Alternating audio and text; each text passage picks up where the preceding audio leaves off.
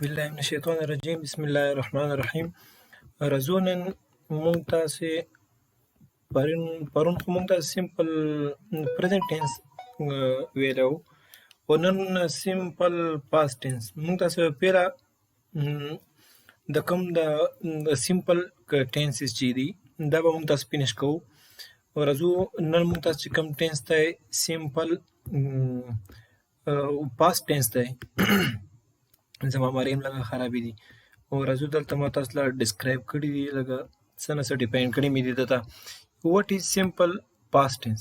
سمپل پاست ټینس موږ تاسې څه ته وایو؟ پیله خو راځو زه تاسو لږ په پښتو کې پوهوم چې سمپل پاست ټینس څه ته وایي. سمپل پاست ټینس ګورئ هغه کار هغه عمل چې موږ تاسې کړی وي، هغه که موږ تاسې پرون کړی وي، هغه که موږ تاسې بله ورځ کړی وي، که بله ورځ مو کړی وي، چې موږ تاسې کوم کار کړی وي، که وی نه کوم کار موږ تاسې کړی وي هغه موږ تاسې په سمپل پاست ټینس کې که نه تېره شوې زمانه کې هغه کار موږ تاسې کړی وي هغې ته موږ تاسې سمپل پاست ټینس وایو. پوه شوي خو به وایي چې کوم کار موږ تاسې کړی وي، یا مو پرون کړی وي، یا مې یوه هفته مخکې کړی وي، یا مې یوه میاشت مخکې کړی وي، یا مې یو کال مخکې کړی وي، هغه چې کوم موږ تاسې چې خبرې پکې کوو په کوم ټینس کې په کومه زمانه کې موږ تاسې غږیږو هغې ته موږ تاسې سمپل پاست ټینس وایو. او راځو اوس تاسو له ما په انګلیش کې هم لږ ډیفاین کړي، زه په انګلیش کې هم تاسو له وښیم. The simple past tense shows that you are talking about something that has already happened. پوه شوئ؟ simple past tense show د تخیل that are you talking about something چې ته یو څیز باره کې غږیږي that has already happened چې هغه already happen شوي وي، چې already شوي وي، کار already شوی وي، هغه عمل already شوی وي هغې ته موږ تاسې simple past tense وایو.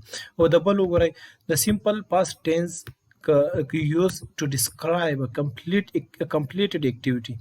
هغه کار چې complete activity وي، چې complete شوی وي، هغه عمل چې complete شوی وي، هغه کار چې complete شوی وي that happen in the past. In other words it start in the past and ended in the past. In other words په بل کې دی it start in the past چې هغه په پاست کې سټارټ شوی مو او ended هم شو، په هغې کې ختم هم شو، چې هغه کار هغه چې په کومه زمانه کې په کوم وخت کې موږ تاسو شروع کړو په هغه کې شروع شو. اوس په آینده کې خو یې نه کوو، هغه کار موږ تاسو کړو هغه وخت موږ تاسو نه تېر شو چې کوم لکه په اګزامپل چې ښه کارونه موږ تاسې کړي راباندې تېر شوي دي، وخت راباندې تېر شوی، او که الله دې نه کړي بد عمل هم کړي وي وخت به موږ داسې باندې تېر شوی. دې سټرکچر چې کوم دی سټرکچر ګورئ سبجیکټ به یوز کوئ، سبجیکټ نه بعد به تاسو سیکنډ فارم اف د ورب یوز کوئ. کم یو سیکنډ فارم اف د ورب یوز کوئ. او که چیرې تاسو په دې منځ کې ډیډ راغی که نه ډیډ اور ډیډنټ دا ورډز تاسو له مخې یا دې په منځ کې رالل بیا به تاسو بیس فارم اف د بیا به بیس فارم اف د ورب یوز کوئ، پسټ فارم به یوز کوئ. فار ایگزامپل دلته ما دوه ایگزامپل لیکلي I bought a car، سیکنډ فارم ما یوز کړی دی، سبجیکټ دی، سبجیکټ نه بعد ما سیکنډ فارم اف د ورب یوز کړی. سیکنډ که I bought a car، buy bought اوکې دې فسټ فارم چې کوم دی buy دی که نه buy دی، buy ما سیکنډ فارم ولګو I bought a car. او زه دا ریموو کوم ځکه دلته ماته ضرورت نشته، صرف تاسو د هغه دپاره مې که چیرې تاسو لا یو نیم داسې سټوډنټ وي چې هغې ته د باټ او بای د کوم چې د تھرډ فارم سیکنډ فارم که فرست سیکنډ تھرډ فارم چې کوم دی د دومره معلومات نه وي دې دپاره یوازې مې درته ولیکلو. او راځو دلته I didn't buy a car نیګیټیو سنټینس دی، د پازیټیو دی، د نیګیټیو دی. او راځو انټراګیټیو به څنګه یوز کوي.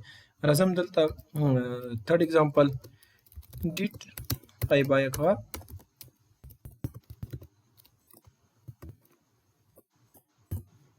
Did I buy a car? Yes you did.